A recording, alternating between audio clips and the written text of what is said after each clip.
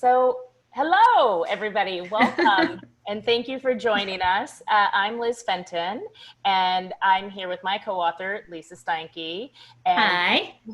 and with author Camille Pagan and Rochelle Weinstein. And we're all here because we adore our editor, Tiffany Yates Martin, who has edited so many books for all of us. And when we heard she was writing a book, we were so excited because I really can't express to you how she elevates a book, and she does it in a very clear and concise way. And she's going to tell you all how she does that today.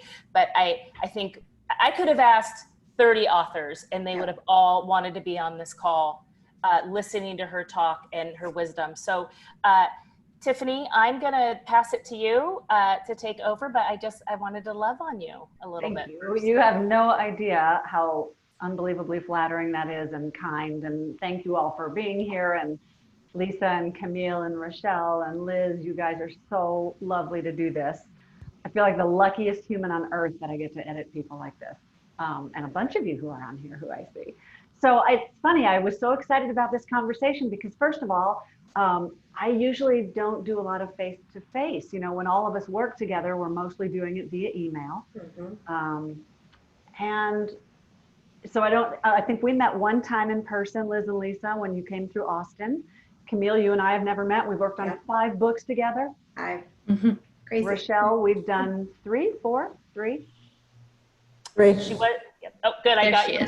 There you Perfect timing.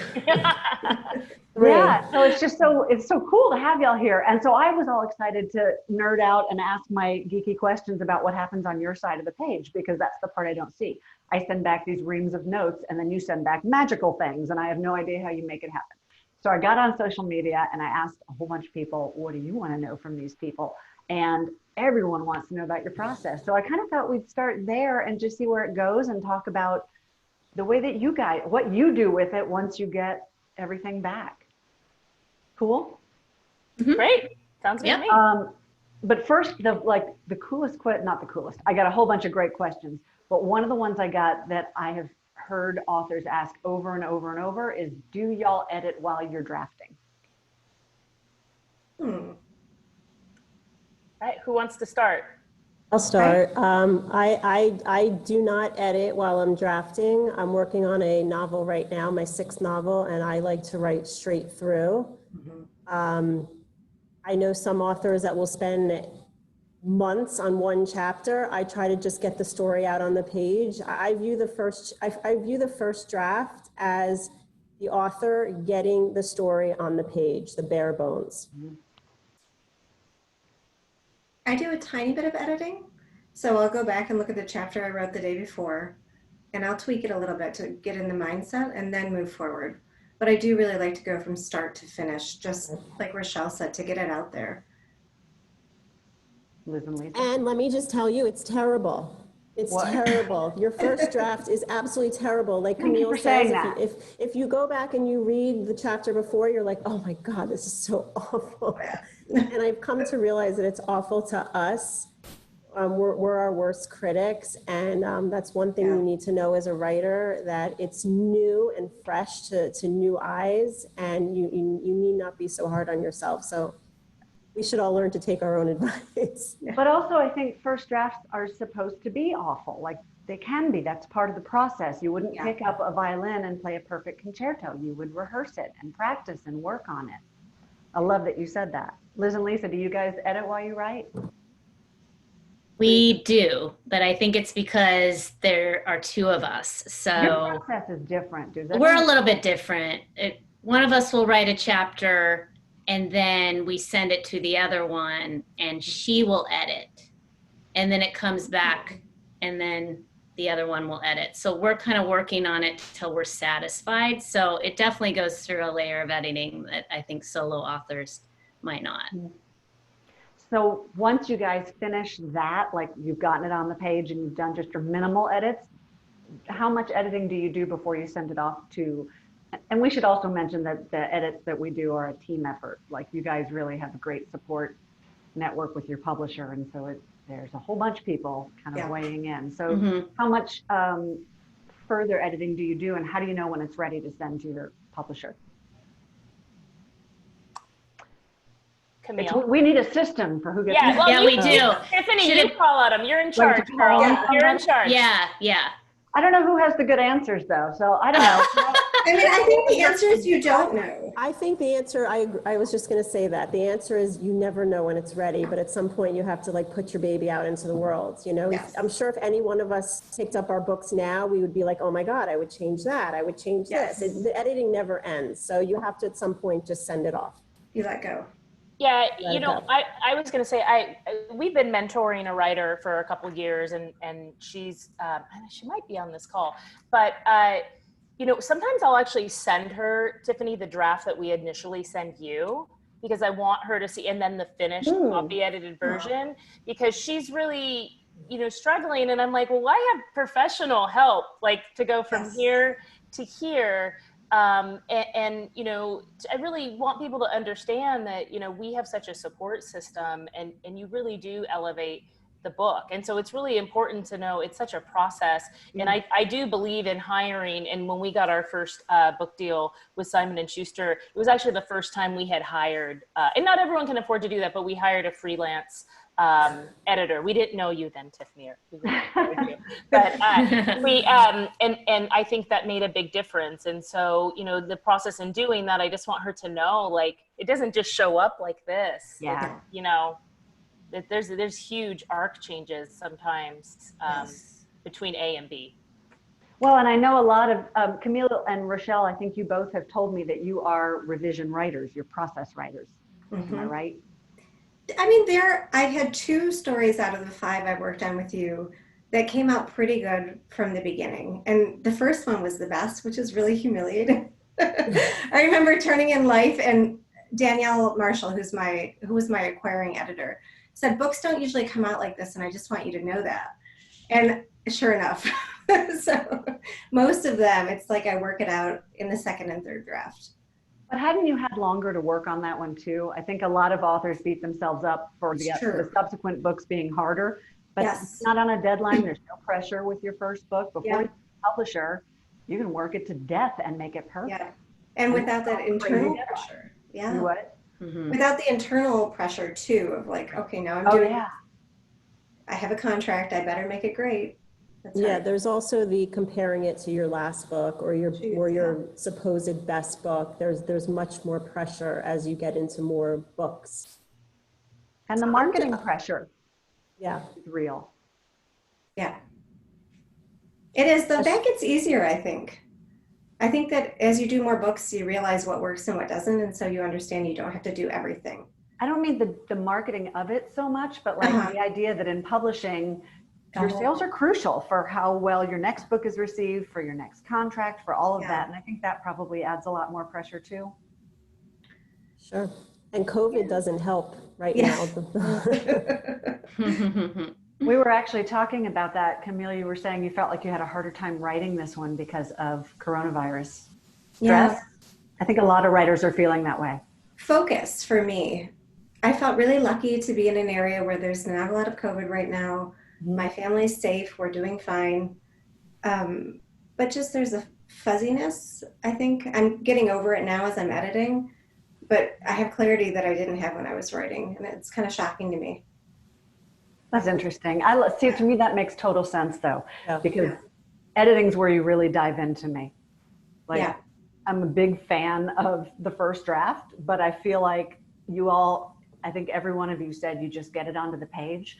So to me, editing, and I know it's way more fun on my end than it is on your end, which we'll talk about in a minute, but it seems like when you really dig in deep, and having worked so much with all of you, I see how much this, as good as they are when they first come in, your stories gain so much more depth and dimension and resonance and impact. And I mean, it's just, they tie together so tightly as you dig in and develop it.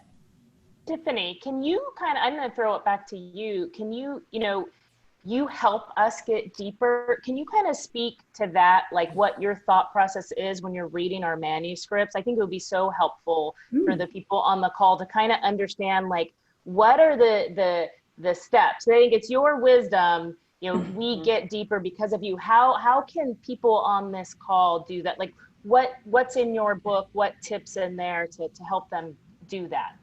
So here's basically what I do when I get a manuscript.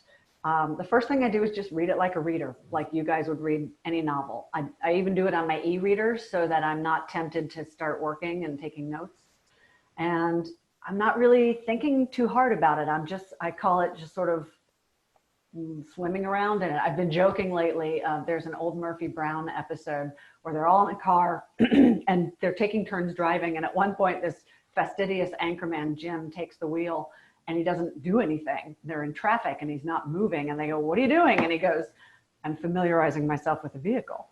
And I always think that when I get a manuscript, first I have to get my feet planted in it. I have to understand the world of the story and who the characters are and the basic shape of it before I can even start to think about it. So actually in the book, I recommend doing that with your own work. And I think a lot of authors don't. I think they finish the first draft and then they go right back in and start editing. And I think you got to see what you have. Yeah. So that's the first thing. And if I can do it a few days in advance at least, I let it just sort of swim around in there, which I also recommend in the book. Because, so I always tell all of y'all and anybody I've ever worked with, I return the editorial letter and I say, let it sit for a few days. And they'd be surprised to see what percolates. And it's the same thing for me when I'm working on a story. It percolates for a while and I start to see like things jump out at me like, oh yeah, that character felt like I didn't really understand what her motivations were there, or I think the stakes could have been higher. Like suddenly these big picture things just start to take shape. I'm actually working on a series of online courses based on the book. And the first one I'm doing is just going to be a free course that's about how to learn to take in story this way with other people's stories, because it's so much easier than your own. And I talk really specifically about what elements I'll look at in this first kind of, I call it the passive read, where I'm just soaking it in. And then only after that do I sit down and I start doing the actual edits. And that's when I go through just beginning to end and I'm looking at, as you all know, every single thing. Like I always say, it's holding up the mirror to every corner of the manuscript and anything that jumps out at me. And I think everyone on the call should probably know we're not exaggerating. Y'all get hundreds of embedded notes. Whew. And they're always at like 4 a.m. because in the embedded note, it says what time you're doing them. And they're always at like 3 in the morning. Sometimes we're looking. I'm like, wow. No, I'm never up at 4 a.m. So my computer has an issue. I promise you that. Maybe it's the time change. Maybe. And then also on top of that, and this kind of, I do want to talk about the process, but this is a question I got a lot. On top of that is the editorial letter that you get. So in the editorial letter, I encompass like all the big picture stuff, all the stuff that was percolating in my head, but then really, really deep with lots of specifics. And it's hard to describe. It's like, it sounds horrible because it's what, like 5 to 10 pages usually? Single space. At least. Do some people get 5-page ones? I've never gotten a 5-page. Sometimes. Okay. But it's not like picking it apart. It's like it's almost like I always think of it as like a term paper on your book. Like I'm talking about the strengths and I'm talking about the areas that could be stronger. And it's not like a 7-page list of everything wrong with the book necessarily. It's just, here are like the few key areas usually. Like here's just like 2 or 3 little key areas. And then here's a bunch of thoughts about why I say this and why I feel like it's not working as well as it could and why it might. And here's what I think your intentions were. So it's not quite as intense as it sounds, but I know it is intense. Camille DeMaio's on this call and she calls it a literary root canal. Carrie Lonsdale just made a comment in the chat, and she's author Carrie Lonsdale. Her letter is 8 to 10 pages, single spaced, and full of amazing goodness. Thank you. Oh, you're so sweet. I'm endlessly like in disbelief that you all are grateful for this. When I send it back, I'm always like, and then you're all like, thank you. So that was a big question I got from a ton of authors was how do you process that? What do you do with that? I want to interject here because I think it's really important. I'm curious if anyone wants to give a show of hands, who is an aspiring author in this group, aspiring writer? Okay, because this editorial letter or this early feedback you get is the first time you're going to deal with this constructive criticism of your work, and how you manage that is really going to be an indicator of how you deal with if you end up getting a rejection from an agent, a rejection from a publishing house, then you get your first 1-star review. It's really important to, I mean, you really have to know how to, it's terrible. No, everybody will tell you that it's the worst feeling in the world, and you have to learn how to, it's all part of the process and how you deal with it. And the most important thing that we could all tell any of you is take that criticism, take that 1-star review, take that rejection, sit with it for 24 hours, get back on your horse the next day, and keep going. Lisa, you can speak kind of to what we do. We kind of pretend it doesn't come in for a couple days. Yeah, it comes in, and we don't talk about how it came in for about a day. And then we have to take a minute and just really process, read through again. And at first we say, nope, not doing anything in here. Yes. No way. What is she talking about? Yes. Sorry, And then, that is what we say. that's like the first stage, like in the grief, we have like our stages of responding to the edit letter. So I think this is total denial and obstinance and just, whatever. And then one of us will typically have a better kind of attitude about it than the other one every time too. So that's lucky, because we're not both totally in the ditch. Because for the writers, the aspiring writers on this call, I mean, you've put out what you think is like the best thing you could have ever written, and you're going to get feedback. But at least for Liz and I, we always tell ourselves, this time we did it. This time we nailed it. And she's just going to write back and say, no changes. But then she wouldn't be doing her job. And so then after maybe another day, we'll get on a call together and we'll decide to make all of the changes. Yep. Because there really has never been anything, Tiffany. I think there was one book, The Good Widow, our first one with you, where there was something. It was the ending. Oh, that ending. You're so kind. And you just kept saying, you could end it this way, but here's 7 reasons to think about why maybe you shouldn't. And I think we went through a few drafts like that, and then finally we're like, fine. We're like, fine. It was really me. I think I was holding on to it more than Liz, but then we finally gave in to you. But you're very kind about it. Like, it's never, you need to do this or the book won't sell. You're always like, you can do these things or not, but you're right, Yeah. And that's another thing I think is really good for writers to know, is that the editor's not always right. Your publisher's not always right. Right. It's your story. And so it's hard. That was one of the questions I had, was how do you know, because each of you, and when I've worked with you, has at some point said, nope, you're not right about that, and stuck by your guns. Camille, you were talking about it with Lainey Cameron just the other day. So can you talk a little bit about how you came to have the confidence to know what was right for your vision? Great question. So I feel like you need to have confidence in yourself from the very get-go. Even if this is your first draft, there's something that makes you write a story that gives you the same intuition about which pieces to keep. And sometimes it's just screaming, yes, this is staying in. And the other times you're like, okay, maybe not. But there are just a couple where they stick with you, and you just have to listen to that voice, because that's what's going to make your story yours and not someone else's. How do you know what's that and what's a darling? Like, I always think that's a really hard thing to question. For me, darlings are sentences that I get stuck on. I like to write funny things, and sometimes there's a little line in there that I really love, but it doesn't work anymore. But a scene is very different for me. There's a different gut feeling that comes with it. How about Lisa? How about you? Oh, I'm just going to punch over her. Camille DeMaio, who's also an author, and I know you guys mentioned her earlier, she says, your letters are a literary root canal. It's painful, but the results are so worth it. You're the best. Thank you. So true.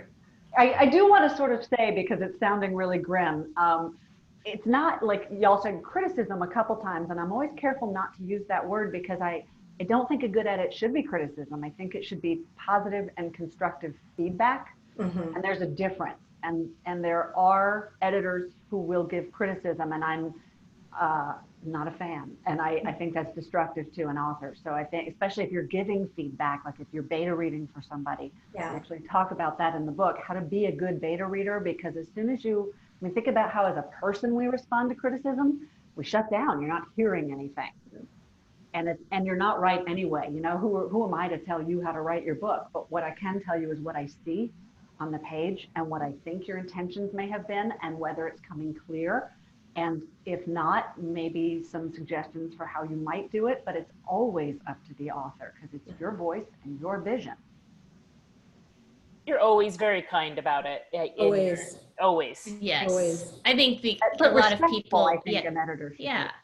Go ahead. You can't, well, to your point, if you were just hitting us over the head with it, we might be more like less inclined to listen because I think you get really protective over your work. And so the way that you do it, you just have the perfect way of writing it, so it doesn't feel, you know, I said before, like we'll get your edit letter and we won't want to make any of the changes, but really it's because we just don't want to do the work. I mean, we've already worked for so long on it, and we just don't want to go back in and have to do surgery to it and those type of things. So that's why it's never because what you're suggesting we don't want to do. So that's the difference. I do it too. I mean, Lainey Cameron was an author we talked about a second ago, was kind enough to be, I asked her to be a beta reader. She wound up being a fantastic editor. And I got her notes back. And then I proceeded to tell her why she was wrong. And then I sat and thought about it. And I was like, no, you're right. You're making it better. Thank you. Well, now Camille DeMaio's clarifying. Tiffany is so encouraging. She strikes exactly the right note that celebrates the good and invites you to consider how to make it great. And I could not agree with that statement more. Letting you clearing your name, Camille. Just FYI, for any editor you ever work with, all y'all authors, that should be the editorial approach. Like, it should never be I always say it should never be the stick. It should always be the carrot, and it should be constructive. And you should have reasons, or the editor should have reasons why they're telling you the things they're telling you and support those reasons. I had, I've heard horror stories, and I heard about an editor once who told told an author to change a character's name because it wasn't sexy. I heard a lady tell me that an editor told her that there was nothing redeemable in her story and she should put it in a drawer. Yeah. And I've been doing this 30 years, and in 30 years, I have never seen a manuscript with nothing redeemable in it. So it should always be constructive and positive and respectful of you, because editors don't exist without you. Right. Authors are the soul of story. I mean, it's your story. The editor is just a midwife. Tiffany, can I ask you another question? And this is a little bit selfish too, as we have to do some editing on a manuscript we just finished. But I think, did you get a lot of questions about likability and bringing empathy to characters? Can you speak a little bit to that? I know that's something that we still struggle with in every first draft. And I have a feeling whenever I've mentored or whenever we've done, it's the likability thing that I think people struggle with a lot. I don't know that it always has to be likable as long as it's relatable. Right. And you guys have written the one before How to Save a Life. Help me. Two Lila Bennett's. Lila was a little bit prickly. I wouldn't necessarily call her immediately likable, but she's very relatable. And that was the balance I think we worked really hard to strike in that y'all worked really hard to strike in that. So I have a whole post about this on Medium. If y'all are on medium.com, just look up Tiffany Yates Martin. And one of them is about how to make a character, how to invest readers in your character. And likability is one way. And there's great ways to show that. Like, I mean, just on the surface, you can show things like they have a sense of humor, or they do, don't show that they're rescuing a dog because that's a little on the nose, but they do something good, or they're kind, or they love somebody, or they're good at what they do. There's a million ways you can show likability. But the core of it for me is giving us a glimpse inside what's behind whatever makes that character potentially unlikable or unrelatable, so that the reader sees, I hate to use this term because it's such a cliche, but the wound or whatever that vulnerability is.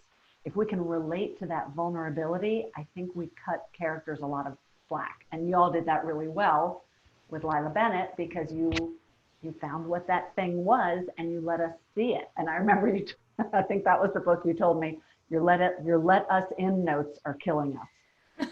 Yeah. But it was especially important with her, right? Because we had to see right. why she acted like that. Yeah. Your let us in note, though, for the those of you on this call that want to write a book, I mean, it's one of your best notes. And now as we're writing books, we're thinking about this. And so can you tell, I don't want to speak for you, can you tell everybody what you mean by that when you're writing that in? Because I think when you're initially writing a book, if you have that in your head, it's very helpful. It's basically opening a window into the character's inner life so that we understand how they're reacting to things, what their thoughts are, what their emotions are, what their motivations are, why they're doing what they're doing. And crucially, this is what I've been talking about a lot lately. I kind of verbalized this for the first time in my book. And then I was like, oh, I wish I'd thought of that years ago because it's an easier way to talk about it. We talk a lot about what motivates a character, but I think deeper than that is what drives a character. I'm laughing at Rochelle's dog issues right now. Okay. I have two giant ones that are locked out. And if you can figure out, so here's the example I give with motivation versus drive. Motivation would be, and I always use like a writer as an example. A writer's goal is they want to write a book and get published. Their motivation is they always dreamed of being a published author, or they love to write, and that's great. So a lot of authors stop right there with character creation and go, I've got my goal, got my motivation, good to go. But that doesn't really let us into the character. What does is what drives them that's underneath that. So I always, there's another thing y'all can vouch for with the editorial letter. They're chock full of questions, which is how I think you circle in on finding the answers, and they're for you to find, right? Not the editor to find, because it's your story. So you just start asking yourself questions. So let's say we're talking about this hypothetical writer. You always wanted to write a book. Why? Well, you love reading and books mean everything to you. Why? Why do books mean something so important to you? Oh, well, I always found comfort in a book. Comfort from what? Oh, well, when I grew up, I read a lot because my parents were fighting. Oh, okay. So why did that make you read? Oh, it was a safe place to go and be in another world and escape from that and made me feel secure. So now we've gotten down to what drives the character. That's sort of the long way of saying let us in means strip your character naked, because the other characters don't see everything about them. Just like in real life, they see what we choose to present, the face we show to the public. But your reader gets to glimpse behind the curtain. And that's what humanizes the character. And that's also what makes us a part of the story directly, because we are thinking their thoughts and feeling their feelings and living the story along with them. So we're a direct part of it. We're like riding inside your characters' heads. That's amazing. Camille, is that something you struggle? I mean, in your books, I always feel like your characters are super likable. What's your A to B point on that? Like, I think my critics might disagree. Does likability matter to you guys? Is that something you strive for, or are you just looking for relatability? Or empathy, or empathetic. Yeah, I would say. Carrie. I don't like smoothing out flaws, and I don't like reading books where the characters are like that. And some people really do. Some, you can see in some books that the character's really great and she was part of the junior league and she was always wonderful, and now her husband's cheated on her and everything is lost. I really like people who have kind of innate character flaws that also make them who they are. So I really don't think about likability. You make them vulnerable. I think that's one reason your characters are really relatable, because there's always a very tender place inside of them. I strive for that. I just think it's more interesting to read. Mm-hmm. I would say all of us do that pretty well. I was just going to say that. I was about to go person to person, and I thought, oh no, I guess you all do that. Although we can't say Lila was particularly vulnerable. No. He had a lot of issues. I thought, and this is a little bit off topic, but Liz and Lisa, I thought you guys did a really nice job doing that with Dom in How to Save a Life. It's first of all, writing a male character. Yep. Was that first male point of view character? No. Yes. First male protagonist? So that's hard, but then you also gave him that kind of I don't know, he had like a vulnerable core. Was he hard to write? Go ahead, Lise. I was thinking, yes, he was, because, we're always initially struggling with that balance of wanting the character to be flawed. So there's obviously some changes he can make or she can make for the better throughout the book. And sometimes I think we come in a little too strong on that in the beginning. And so we try to keep that in mind as we're writing, especially with Dom. I think in our first draft, he was maybe not as vulnerable. And I think you helped us with that quite a bit. So it's still a learning curve for us, I think, right, Liz? I mean, I just think we're still have to actively think about it.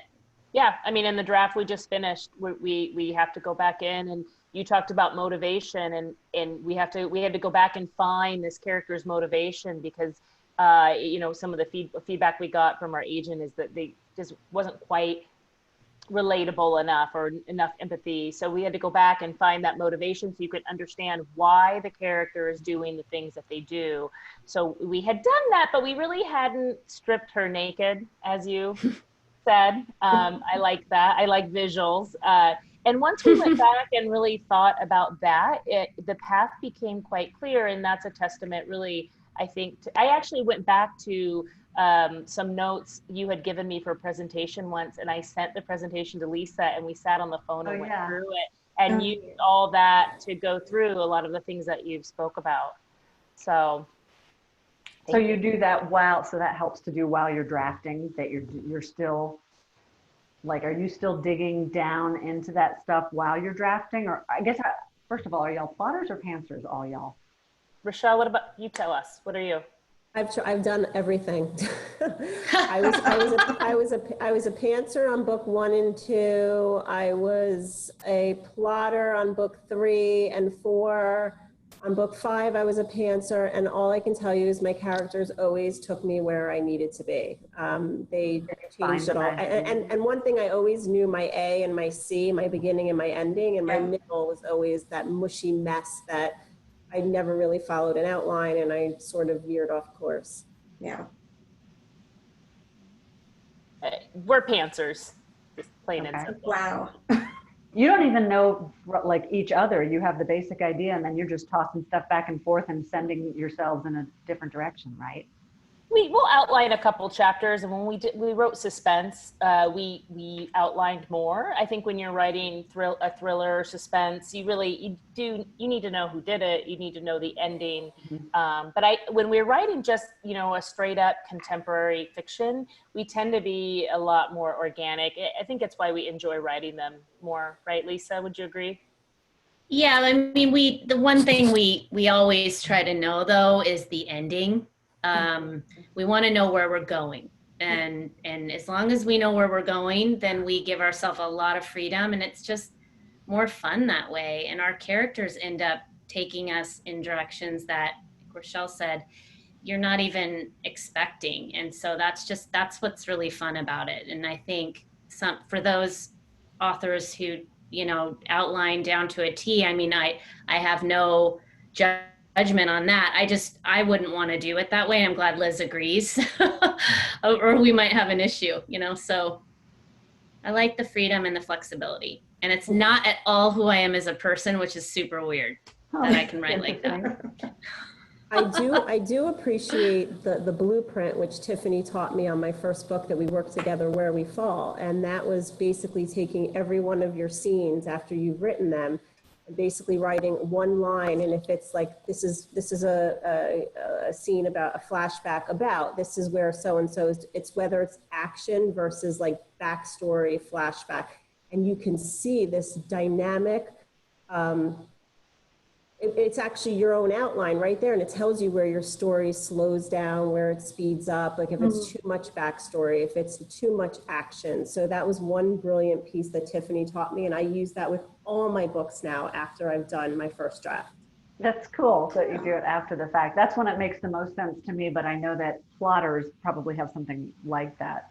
I'm calling it the X-ray now because it just, to me, it reduces all this, 300 pages worth of story down to the bones, and you can see what you have. And you can see that each scene is essential and what each one accomplishes. And for me, I always recommend it as an editing tool because I think it also makes it easier to plot out your edits. Do y'all actually work from when you go back in and, well, that was actually one of the questions I had. So you get the editorial letter, you deal with the deep, terrible emotions that it engenders. And then how do you put all that into practice? Like, how do you just send it back and I'm like, dang, they did it. But how do you do that? Like, do you have a system or do you just dive in? You have no choice. You have no choice. So you dive right in. Yeah. But I mean, do you strategize what you're going to go in and do? Do you sit and think about it or do you just dive in and start addressing? I go in order. I go in order. I think Rochelle and I do the same thing. Yeah, when you send the letter, I go by the order of all the points that you've touched upon. We'll talk and we'll often divide them up. So that's the beauty in having two of us. But we do not go in order. We'll pick out usually the bigger issues, the harder issues, and we tackle those first. And then we'll go in and handle the things that don't feel as overwhelming. I think we like to get the hardest stuff out of the way first. Right, Yeah. Liz? Yeah, I mean, for example, with How to Save a Life, when we turned that initial draft to you, Tiffany, there was like a major storyline we had to end up pulling. I remember Baranski. There's this guy named Baranski. You could tell by his name he needed to go. But it was like major storyline. And it was, now looking back, we're like, that is the stupidest. You were so nice about it, Tiffany. It wasn't stupid. It just, there wasn't room to develop it the way it needed to be developed and also do, the main storyline. Right. So we had to pull an entire storyline out. So we had to go get Baranski the hell out of there first and then kind of put the book back together. So I think it depends what the notes are because it's like a thread. You pull and then another thread comes out at another and you're like, everything you do, it's just the ripple effect through the book. But we have really different strengths. So that's another reason why we divide. I think I'm better at certain things and Lisa's better at certain things. So, she takes the things I don't want to do and I take the things she doesn't want to do. What about the things nobody wants to do? Well, that's another. We usually always have there's usually not something where we're like, rock, paper, scissors about it. Like it's usually pretty clear kind of who's going to want to do what for some reason. We've never had a real problem with that. There's some wisdom from some authors in the chat here, if you guys don't mind if I read out. Catherine Kraft, who's a great author, she says, knowing what to share and what to hold back for later, so hard for the author, so much easier for the editor. And then Camille DeMaio, and I totally agree with this, she says, Tiffany's voice is in my head for every book I write. So it's not about the editing of that book, it's what she teaches you that carries you through future books. And then someone's asking Camille if you plot first or not. I have a strange process that I actually recommend to people that I mentor. I write a synopsis that's essentially marketing copy. It's about a page to a page and a half. And a lot of that becomes my jacket copy for my books. Even though so much changes during the editing process, the core of the story is there. And it has the beginning and the end, and then some of the middle. And really for me, it's about tone and the feeling of the story. And that informs my draft. And the character journey, I'm guessing, right? For sure, yes. Yeah, my books are very character driven, so that's always, I'm in the middle of a pretty major edit right now, Tiffany knows. And there's digging to do, but the overall journey that they have to go on, I always know when I begin. Rochelle, you said already you answered, right? Yeah. So it's interesting that you guys do this differently, like going in order. Who said that? Rochelle?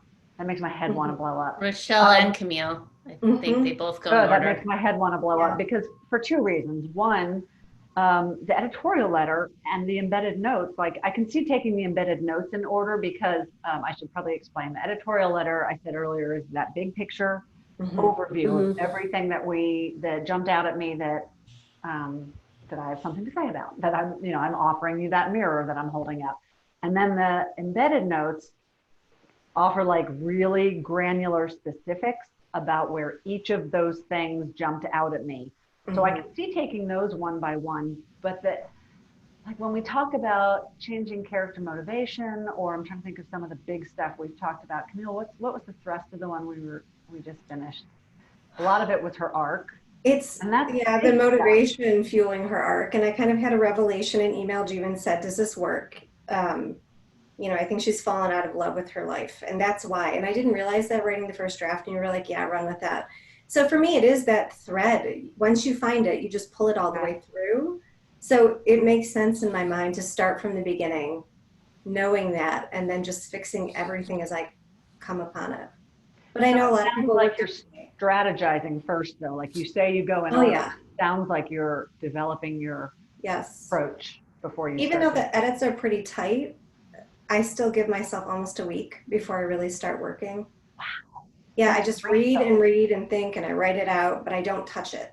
And then I dive in. Camille brings up a great point, because thinking is so much a part of being an author, and people don't realize, writers don't realize that a day spent thinking is not a day not working. Sometimes you really need to back away from it and really think about the whole process and think about the book, from a little bit of a distance. Or sometimes not. Like I'm doing a webinar right now where I talk about feeling the story. Just the one I was just talking about, how to approach the edit and start to learn to think editorially by looking at other people's work. And that first read, I'm really just feeling the story. I'm trying not to think about it, because I think that stuff jumps out at you. And a lot of the stuff that I am pointing out is the effect that what you've written may have on the reader. So I have to feel like, was I emotionally invested? Did I disengage at any point? Did I feel, like on the edge of my seat at any point? And I observe me almost and feel what the story's doing to me. And then I kind of just forensically track that back to what elicited that in the manuscript. That sounded really esoteric. How do you guys get objectivity on your own stories? Or do you? Through your eyes. Yeah. Does it, when you get it back, like do the edit, first of all, you've been away from it for a little while at that point, and that probably helps. Does getting the feedback give you sort of that distance to look at the kind of the drone view a little bit more? It does, but I think for those on here that, don't have an editor or can't afford one, I do recommend just taking some time away. Yes. And also just having a beta reader that you really trust their intention, so that you can take their feedback. I mean, you have to be careful. Their intentions are probably always good, but you need to make sure you're giving your material to someone who you think their intentions are good, or you'll be unwilling to take anything that they say. Yeah. We try to pick, No, please. We try to pick, we have 2 or 3 people, and they're all very different, that we'll give our draft to before anyone else, before agent or anybody. And that really works for us, because it's completely different types of people. So we like to see what their feedback will be. So one of the questions I actually got on social media was, who are your first readers? How do you find them? How do you pick them? Are they other authors? Are they just lay readers? Are they your mama? Don't let them be your mama. Mine is my mom. Sorry. Really? Mine is my mom. Yeah, she's pretty good though. And my husband is also one of them, and he is great. And then we have another that another couple, depending on the type of book, because some of our beta readers only like a certain type of book, so they wouldn't be right to give feedback, because in our case we've done women's fiction, and then we've done suspense, and so sometimes there's just people that don't want to read suspense, so you also have to kind of find somebody that I think we look to find people that would like that kind of genre. Yeah. Rochelle, what do you do? You know, it's interesting. I never really had beta readers with my first couple of books. And Wow. now, and by the way, sometimes that's easier. You know, sometimes, you know, your brain gets so clogged with so many opinions. I find it easier to write those earlier books without all the chatter. But I do have about 3 to 5 people that read my books. One of them is a blogger, one of them is a friend, one of them is just a reader, not my mother. I'm trying to think. Yeah, but still, again, it's my story, it's my vision. So I take all of that with a grain of salt, and but again, I don't know. Sometimes I just feel the whole early read is a distraction. Yeah, I think it can be that first sort of reflection back to you, but yeah, I agree. I don't know that it just depends who your beta readers are, I guess. Yeah. Do you guys, Camille, I'm sorry, I didn't ask you the same question, which I do have for you. I don't have them anymore. I had a couple of people who always read my early drafts. My sister still does. One of my 2 sisters reads like I do. She loves the same things, and so she's really helpful. Is she a writer or just a reader? Not at all. She works at Delta. She's been working there for 20 years. Okay. She's just really into books. But at this point in my career, I'm lucky if I can give it to her first. Usually it's my agent. And she's just lovely, as you guys know. She's very objective, but also very kind. And so if she thinks something's not working, I'm like, yeah, you're right. Mm-hmm. Do you guys, one of the things I talk about in the book is how to get the kind of beta read and the kind of critique you need. And one of the things I suggest is guiding, especially lay readers, with questions. Do you guys do that? Like, do you know, okay, I'm not sure if this is working, so I'm going to ask, or do you just let them give you their raw impressions? The latter. You give them guidelines. Yeah. We send it blind. There's a couple questions because we're coming up on time here. I want to get a couple of these questions answered in the chat. Do you guys mind? No, please. Okay, Marissa, I know you asked one, and I'm going back to it. It's about historical fiction. So just give me 1 second. For the relatability factor in historical fiction, if you're writing about a real person, what are some ideas on how to make that person relatable? Do you add dialogue or more color? Say that again. For the relatability factor in historical fiction in particular, if you're writing about a real person, what are some ideas how to make that person relatable? Do you add dialogue or more color? I don't think it's any different from doing it with anyone else, frankly. If you're doing historical fiction, then it's fiction. So you're taking some license with this person, and you're basing the character on your real research. I wish that Camille DeMaio could weigh in on this, because I know this is her first. I can unmute her. Camille DeMaio, you want to weigh in on this? This is you guys see her? I got a wheelhouse, baby. I see her. She's on my front. Okay. I'm unmuting you, Camille. Okay. Okay. Hi. There. Hi. Just appeared. I was just being a wallflower here. Oh, great question. And, you know, Tiffany did a great edit of my most recent book, which was about a real life person. And I think, as she said, in historical fiction, the beauty is that it is fiction. So as long as you're not doing something that's radically changing something that you know to be very historically their personality, I think you have some room in there. And the reason that whoever that person is, you latched on to them because you found them either interesting or maybe relatable. So think about what made you like them in the first place or be attracted to their story, and run with that. But it is fiction, so there's gaps to fill in. You don't know what the conversations exactly were, so you can maneuver that in the way that works for your story. There's another historical fiction question about a real person. When the real person is seemingly completely good through and through, how can you make them less boring? Nobody's good through and through. And if they are, I think, Camille, you said that they're boring. Camille, it's true. So boring. Camille, you have those heartwarming, lovely, kind characters. Wait, are you talking to me or the Camille other DeMaio? Yeah, I was going to say I don't. I know we never get 2 Camille's on something. You're actually one of 3 Camille's I work with. How weird is that? That is Two or weird. three I've never Camille. run into that. No. Yes, I do love kind characters, but I think that you can write a kind character who is still surrounded maybe by people who aren't, or they just have an obstacle. And I think even if we come out kind, I think we have the angel and the devil on on our shoulders all the time. So you can write somebody whose actions are kind, but they could have a process of how they decide to get there, and the process and their temptation might not be so kind. So you can write that. That's the internal conflict that makes characters so interesting. And we all, I mean, hopefully we all try to be kind, but none of us are just innately kind. We all think, you know, somebody cuts us off in traffic and we're like, you jerk, you know, hope you run off the road. And then we go, and then our better angels come and go, right, cool.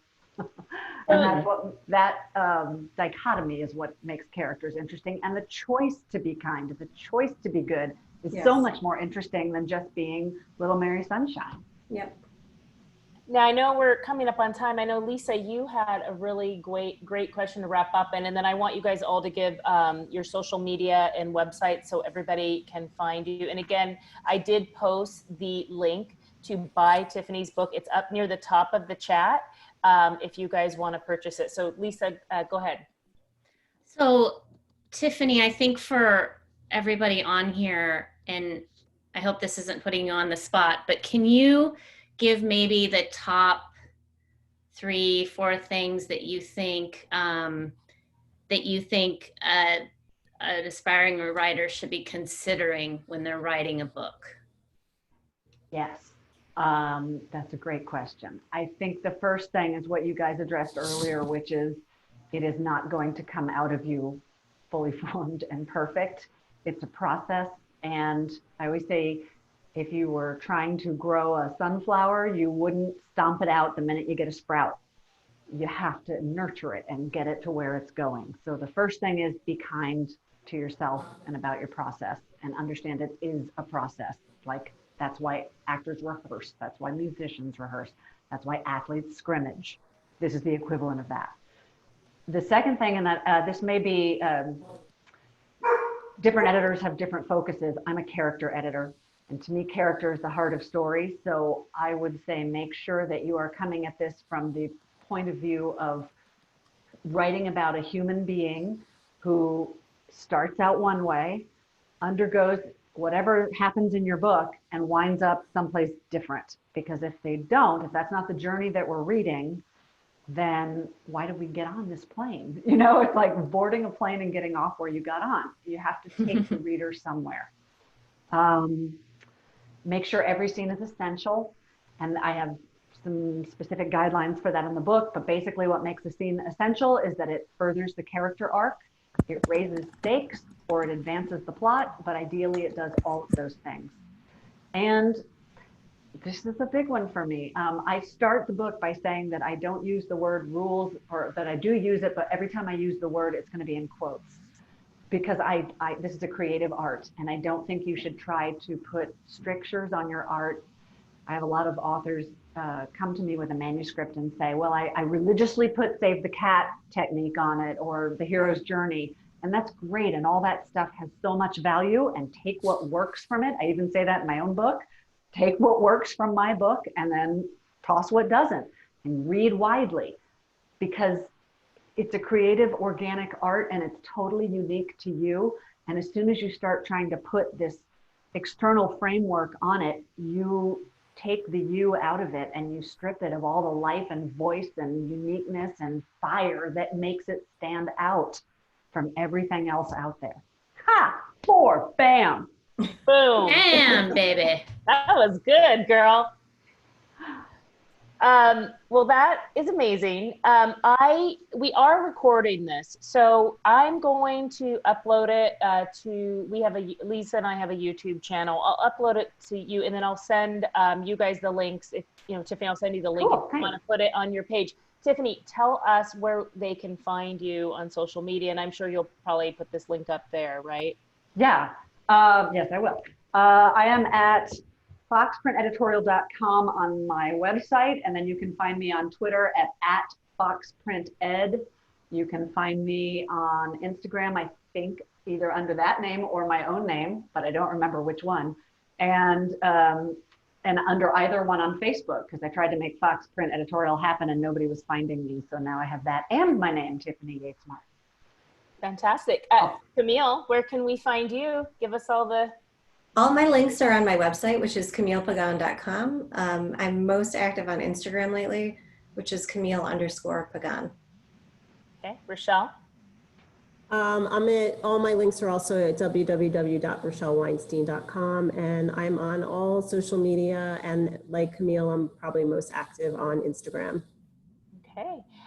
We are at lizandlisa.com, and then and we're most active on Instagram as well at Lisa and Liz, and we do a lot of giveaways at Facebook. It's Liz Fenton and Lisa Steinke. Did I miss anything, Lise? Did I get it? Nope, you got it. Okay. Good job. I want to thank you all for being here today. I want to thank Tiffany and Camille and Rochelle, and Lisa, I don't have to thank you, but Fine. I really, you know, our time is, everyone on here, your time is really precious, and we really appreciate you taking an hour out to spend it with us. And we hope it was valuable. It was even valuable for me. I actually was listening. And I'm like, I took some notes, girl. I took notes. This is my editor. I'm like, okay. And maybe and everyone should buy this book too. Yes. It's amazing. So good. So here you go. Yes. Here we go. and maybe the Cover biggest, too. maybe the biggest takeaway for everyone here is it doesn't matter how many books you've published or how many books you've sold. We're all always still learning, and there's always a learning curve. And so don't get discouraged, because we're all still making mistakes and learning. And just because we have sold and published a book, that does not mean that you have all the answers. So don't give up. That would be my final word. Tiffany, I'll give you the final word for everybody.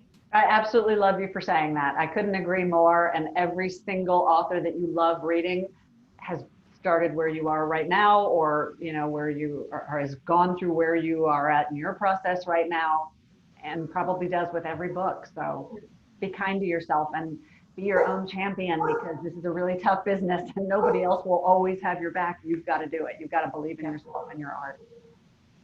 Great. Well, thank you so much. Thank you, guys. And Thank you, guys. Thank safe. you. Thank you, guys. Bye, everyone. Bye.